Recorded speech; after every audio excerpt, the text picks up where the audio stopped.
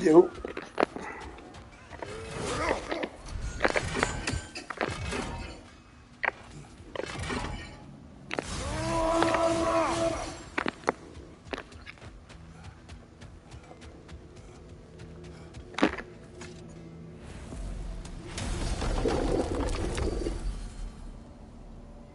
Agora, Anaheim.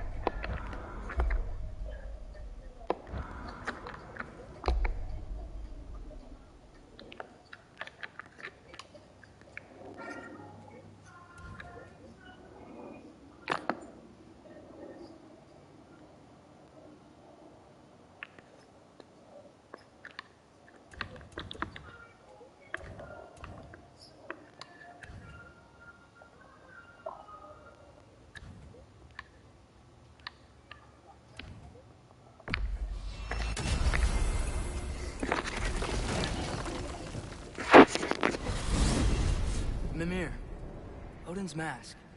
How do you hear about it in the first place? He said a voice spoke to him one night, entreated him to collect the mask and control his own fate. I still think it's all a bunch of bollocks. Odin got drunk, convinced himself a wooden mask would solve all his problems, and pranced about the realms until he found a sufficiently mysterious bauble to fit the bill. Mask probably doesn't do anything at all. Yeah, probably.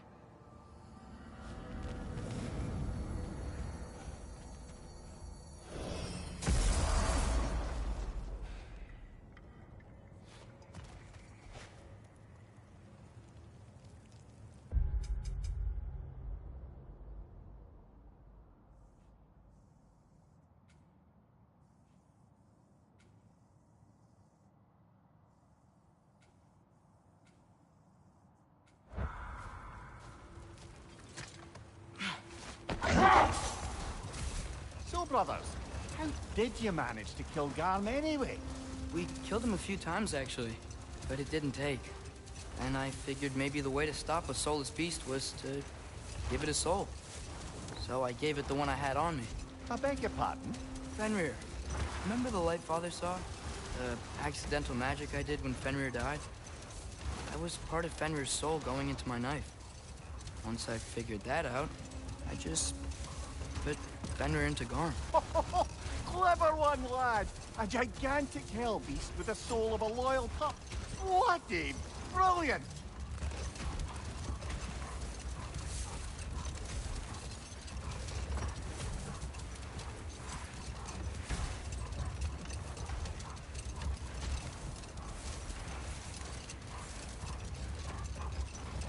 Now that I've spent time in Asgard, it's strange to imagine Magni and Modi there. Sif raised them both, right? She seems like a good mom. Maybe a little overprotective. A good mother. Not the Sif I knew. No more for now. Focus.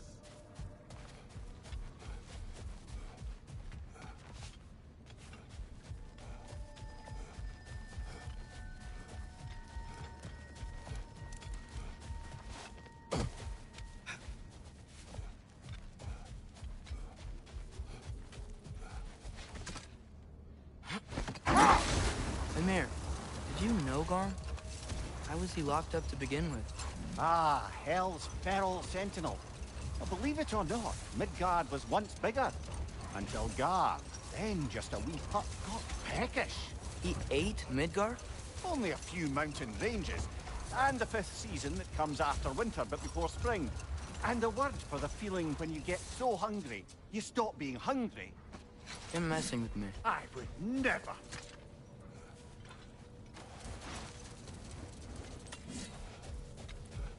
Mimir, tell me more of Yari.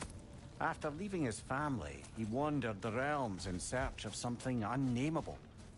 But in all his wondrous travels, nothing satisfied him. Until he met another wanderer in search of something similar. Unnameable. He was called Somar. Let us find the final ingredient.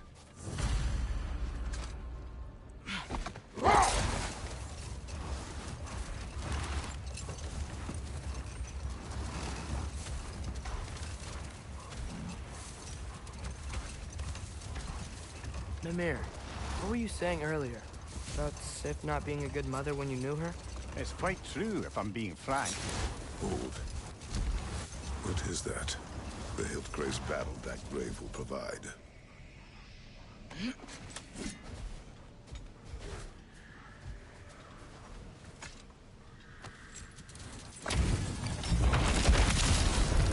The Altina stolid.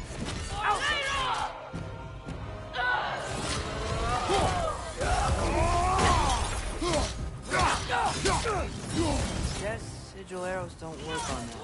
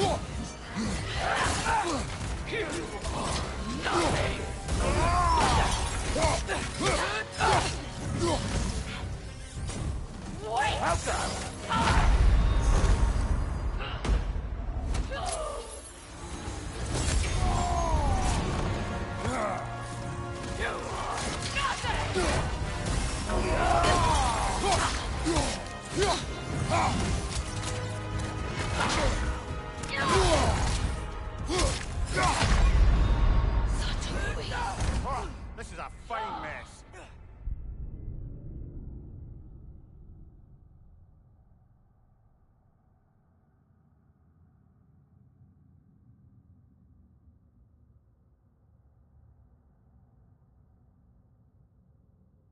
Not to say it's impossible, but Dark Souls games tend to be harder. But the game is fucking fun as shit, man. Like, fun as fuck. What do you have? An Xbox? Xbox Series X? XS? Xbox? I think you have like an Xbox One or something like that. I don't remember. I have a PS5, so that's what I get, man.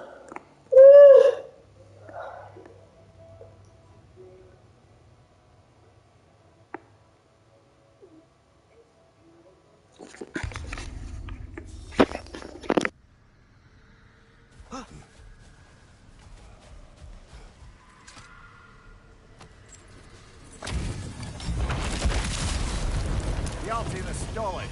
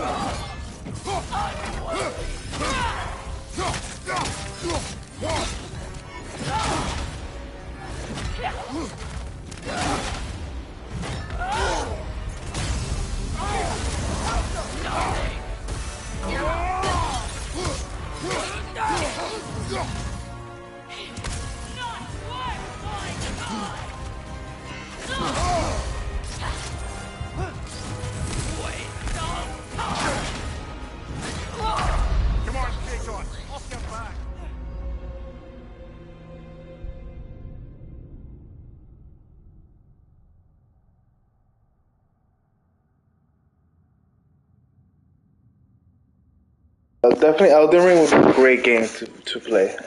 It's pretty fun, man. But if you wanted to play something a little bit more focused, story wise, a little bit better graphics, a little bit, much more clear, I think Callisto Protocol is going to be really good. And if you want to play a racing game, obviously, Unbound.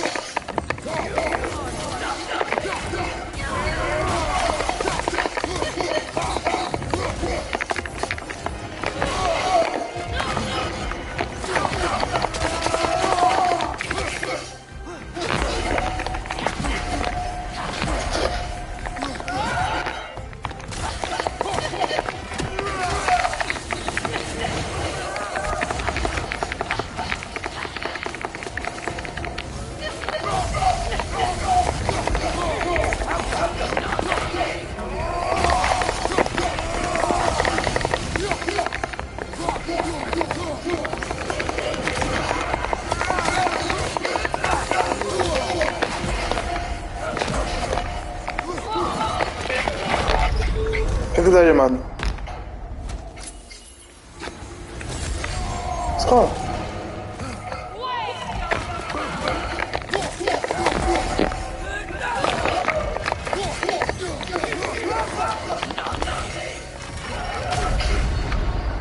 Really? What the fuck? That's just a game over? Jesus. Who's calling you? Why don't you pick up? You're gonna read.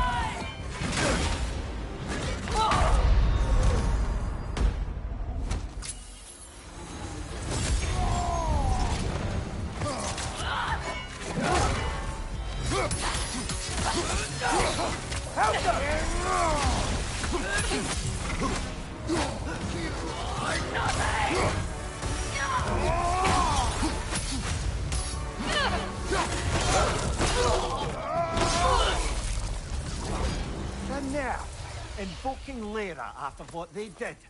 What's Lyra? It was a peaceful kingdom, full of artists and poets. But it fell to ruin long ago.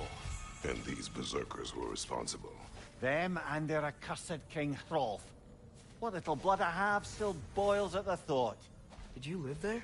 Let's just take this victory and move on, eh? There is no need to shoulder this burden on your own. Admittedly, you're shouldering the brunt of the work here. Let me worry about the emotional burden.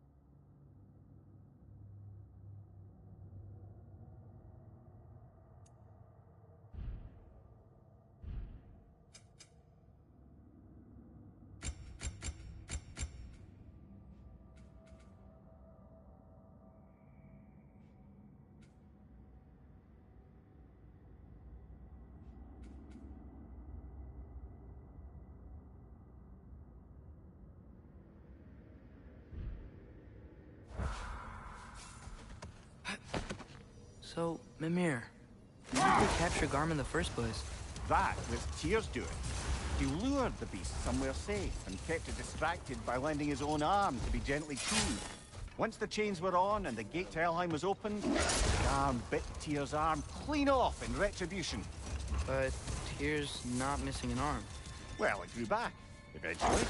He is a very resourceful god, after all.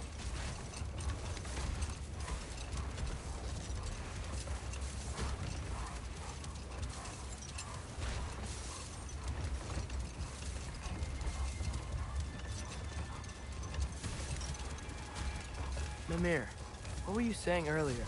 About Sif not being a good mother when you knew her? It's quite true, if I'm being frank. In a culture as debaucherous as the Aesir, being a paragon of womanhood meant being a fierce fighter and a fiercer drinker. She and Thor seldom knew a moment's sobriety, whether brutally dealing with their enemies or, just as brutally, raising those boys. What do you mean? Oh, little brother. I know you didn't have an easy childhood, but you can't fathom how much worse it can get. Imagine learning discipline by having thrashed into you time and again. That was Thor's approach, the same one Odin used on him. A poisonous notion of manhood passed down through generations. A grim inheritance, leaving all of them the poorer. Well, Sif doesn't drink anymore. Neither of them do. I am quietly flabbergasted to hear it. I get the sense it's more recent for him, but I know he loves his daughter. I expect that's the explanation. Sif goes straight and hopes that raising a good daughter will redeem their past failures. Thor struggles. Maybe she gives him an ultimatum after some breaking point or other. Like what he did to Modi, that night he found us. Oh, that's a deft guess, lad. And if that ultimatum worked, well, good for them. Truly.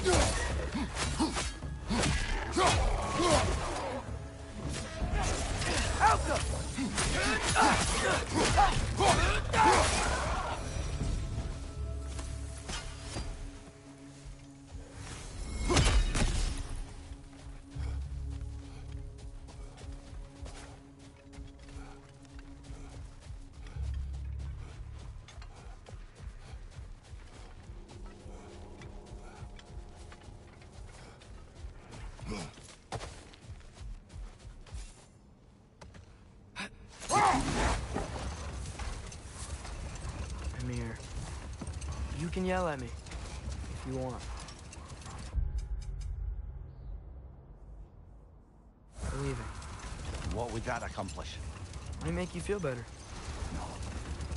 You didn't trust me enough to talk through your worries. That's a wound not easily mended. I'm sorry. You needn't be. The fault is mine.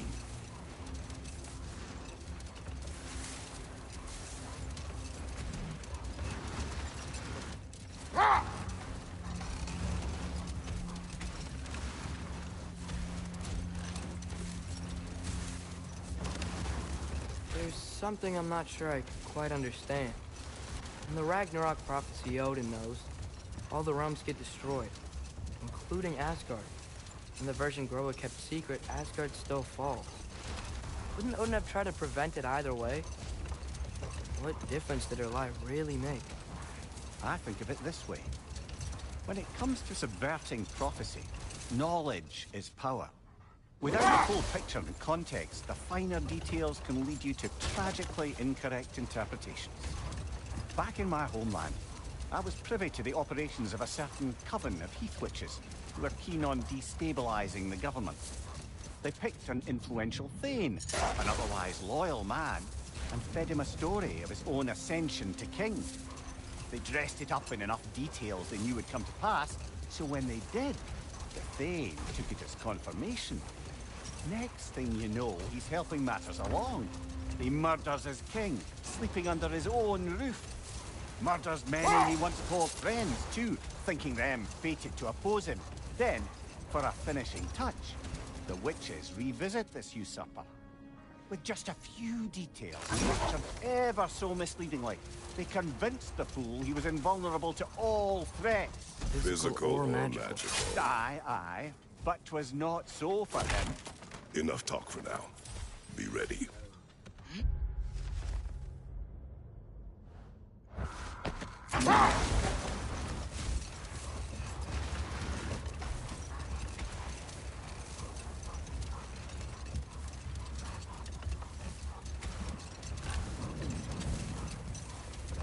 Just to wrap up that story I was telling, the usurping Thane was convinced by the Heath Witches of his own invulnerability. Falsely, as he would learn too late. All turned into a rather magnificent bloodbath as they go. The Thane ends up without his head and a name so cursed none dare speak it. All thanks to a subtly deceptive prophecy. We really gotta write these stories down one day, Mimic.